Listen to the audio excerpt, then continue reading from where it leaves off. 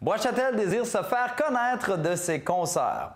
Dernièrement, la municipalité limitrophe du territoire a déposé un document dressant un portrait d'ensemble de sa localité en y énumérant les nombreux projets réalisés ainsi que ceux pour l'avenir. Le but derrière cette initiative est de mieux se connaître entre municipalités afin de partager les bons et les moins bons coups, nous dit le maire de Bois-Châtel, Yves Germain, dans l'entrevue qui suit.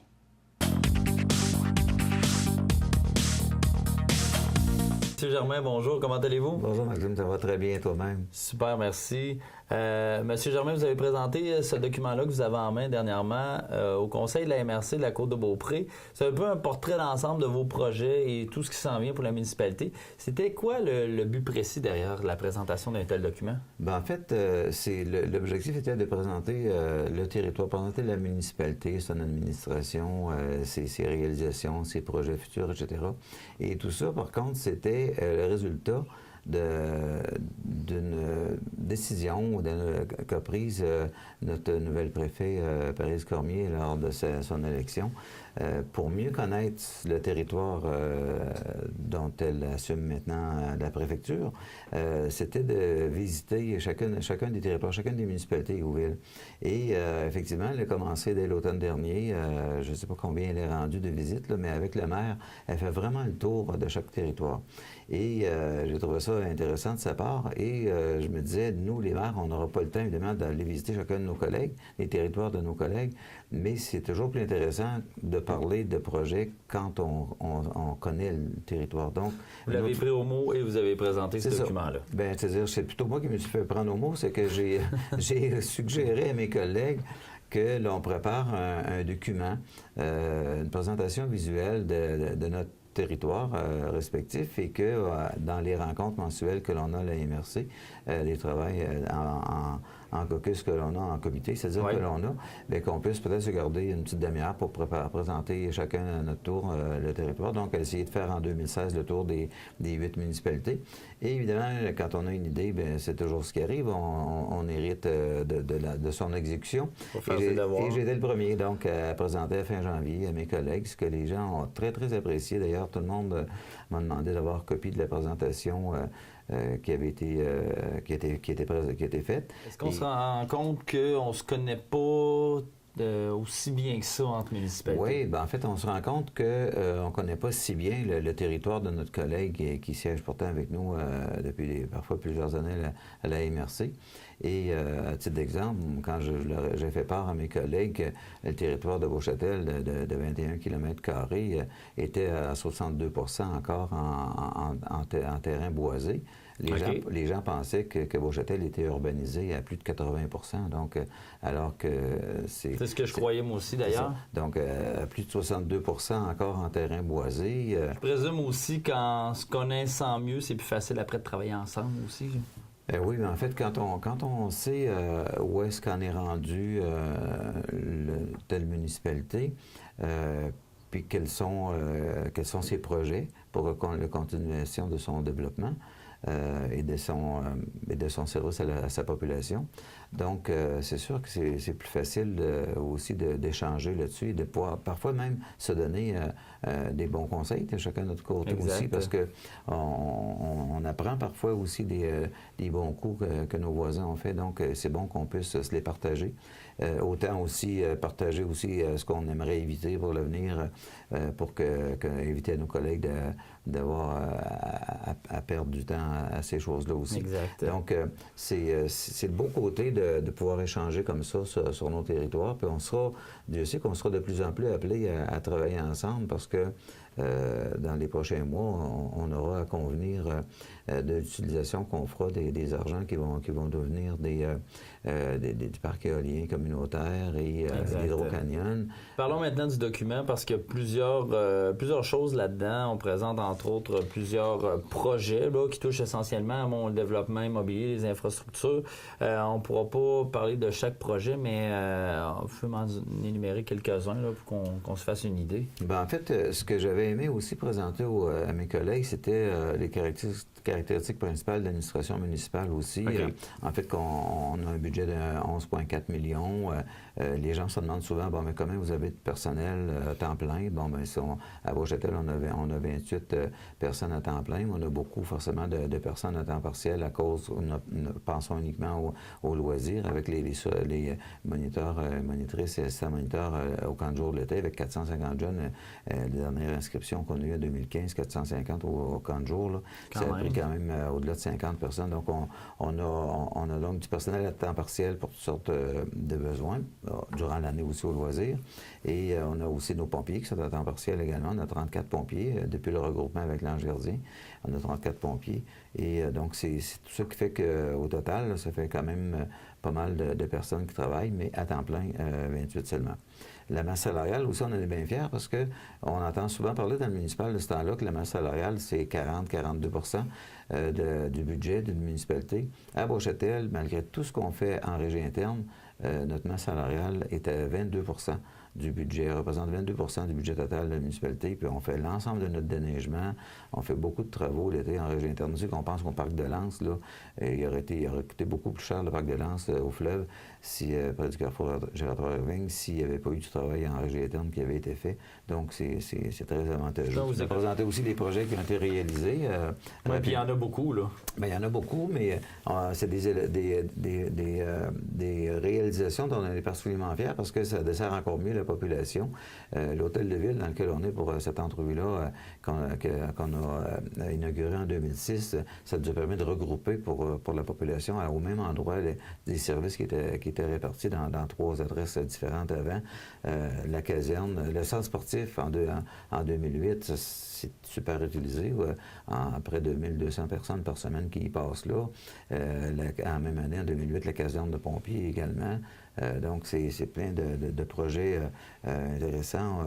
On a amélioré beaucoup le domaine de la rivière, qui est un équipement qui sert aussi pour le camp de jour, puis qu'on peut louer, qui est aux abords de la rivière Montmorency. Ça, on en est fiers parce que les richesses qu'on a à Beauchâtel, puis sur la côte de Beaupré, on a le fleuve, tout le monde. On a des belles rivières, tout le monde aussi.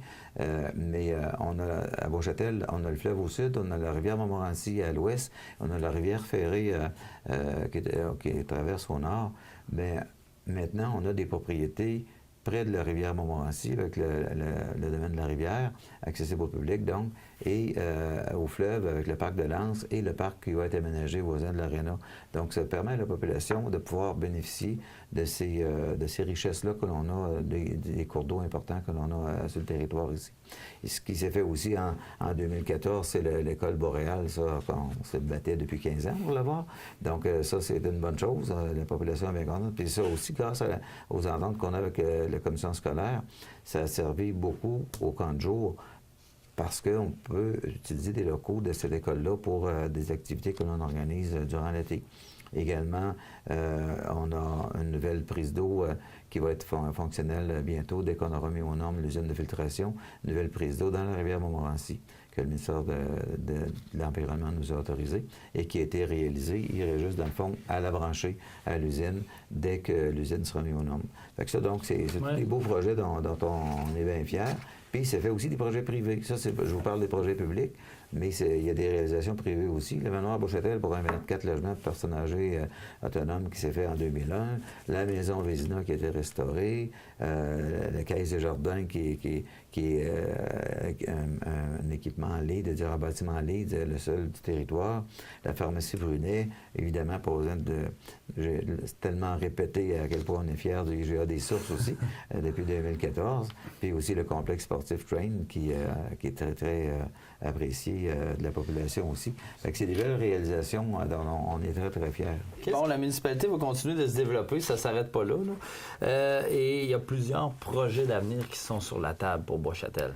Oui, bien en fait, à court terme, c'est sûr qu'on travaille très, très fort sur un projet qui s'avère nécessaire aussi, là. C'est la réfection de la cour de l'église. Ça, on veut adoucir la pente, j'imagine? On veut effectivement, c'est comme un double objectif. On veut en même temps essayer de conserver le cachet que représente la cour de l'Église, c'est connu, la cour de l'Église pour accéder à Beauchâtel. Et en fait, on a deux entrées principales qui est en provenance de l'Ouest, c'est-à-dire soit par l'avenue Royale au pont de la rivière Montmorency ou par la cour de l'Église. Et ça se répartit sensiblement 50-50, si on veut, dans la circulation. On a des études de circulation qui l'ont démontré.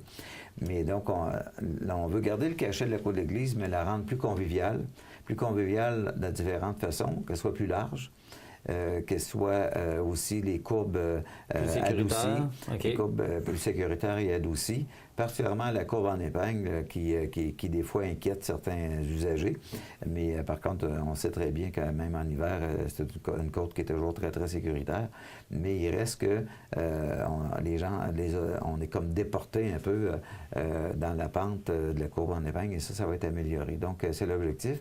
On travaille beaucoup à la conception avec les ingénieurs au dossier en 2016 et l'objectif est de la réaliser en 2017.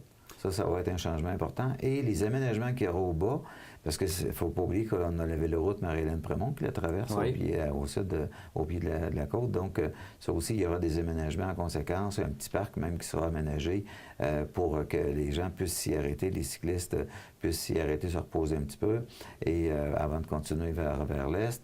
Et aussi, on aura là aussi un afficheur électronique d'entrée de ville comme on a à l'avenue Royale. OK. Donc, il y a beaucoup de projets pour Bois-Châtel qui s'en viennent. Ça n'arrête pas? Bien, en fait, il y a le développement domiciliaire aussi qui se continue. Ce qu'il y a en fait, un qui se continue, qui est enclenché depuis quelques années, c'est les faubourgs de la Ferrée au nord de la rue des Rochers, ce qui nous a été rendu possible avec le pont qui a été inauguré en 2012, qui traverse la rivière Ferrée. Mais aussi, ce qu'il y a de nouveau en 2016, c'est le prolongement du chemin des Mâts au-delà de la ferme Châtel. Donc, le chemin des Mâts, c'est la rue qui est parallèle à l'avenue Royale en direction de l'Angerdien. Donc, il y a eu un dézonage de 50 pieds pour traverser la ferme Châtel et les rues donc, ont été complétées à l'automne et il y a une première phase qui va se réaliser dans cette partie-là, dans deux types de données familiales pour les plateaux de Beauchâtel et une nouveauté sur notre territoire qui va s'appeler les quartiers du hameau. Vraiment un quartier de clé en main, de duplex, en formule copropriété, avec des aires de jeu, piscines, etc., pour les 38 unités de logement qu'il y aura dans ces 19 bâtiments en duplex, là, avec beaucoup de choix pour les gens, soit avec garage ou pas, de nombre de chambres aussi. Donc, ça, c'est le quartier du hameau, qui est une nouveauté chez nous, et je suis sûr que ça va... L'idée, c'est de pouvoir intéresser des jeunes aussi à venir s'installer ici. Autant de beaux projets, mais j'imagine qu'on viendra vous voir pour parler de tout ça dans le détail lorsque ces projets-là verront le jour. Merci beaucoup, M. Germain. Bien, c'est moi qui vous remercie de nous avoir donné l'occasion de présenter davantage notre territoire, comme j'ai eu l'occasion de le faire à mes collègues de l'IMRC. Et maintenant, je vous connais mieux, M. Germain. Ou du moins votre municipalité. Et j'en suis bien heureux. Merci. Bonjour. Soyez nos yeux et nos oreilles sur le terrain. Pour une question, commentaire, suggestion de reportage ou scoop à partager, communiquez avec nous par courriel à 1h10@deledici.com ou par téléphone au 418-827-2160.